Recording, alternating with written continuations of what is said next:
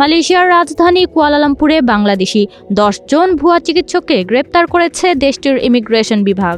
কুয়ালালামপুরের প্রবাসী বসবাসরত এলাকায় বিশেষ অভিযান পরিচালনা করে তাদের আটক করা হয়। শুক্রবার এক বিবৃতির মাধ্যমে বিষয়টি নিশ্চিত করেছেন মালয়েশিয়ার ইমিগ্রেশন মহাপরিচালক দাতুক জাকারিয়া শাবান।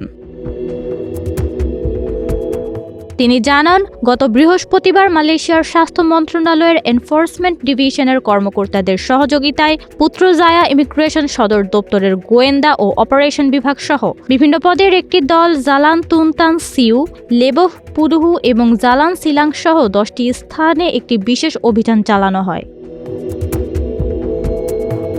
প্রাথমিক তদন্তে দেখা গেছে, আটকদের মধ্যে একজনের কাছে পরিষেবা খাতে কাজ করার জন্য একটি অস্থায়ী ওয়ার্ক ভিজিট পাস ছিল এবং 6 জনের কাছে ছিল নির্মাণ খাতের জন্য অস্থায়ী পাস।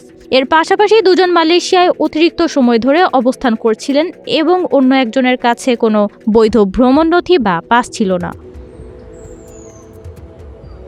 ইমিগ্রেশন প্রধান জানান, গ্রেপ্তার ব্যক্তিদের কাছ থেকে জাল চিকিৎসা সরঞ্জাম ও ওষুধ পাওয়া গেছে। অভিযানে স্বাস্থ্য মন্ত্রণালয় 502 ধরনের অনিবন্ধিত ওষুধও জব্দ করেছে এবং জব্দ করা ওষুধের আনুমানিক মূল্য 2,65,192 রিঙ্গিত। তিনি আরও বলেন, লাইসেন্সবিহীন এই বাংলাদেশি ভুয়া চিকিৎসকরা শুধু প্রবাসী রোগীদের চিকিৎসা সেবা প্রদান করতেন। এছাড়া জব্দকৃত ওষুধগুলো অনিবন্ধিত।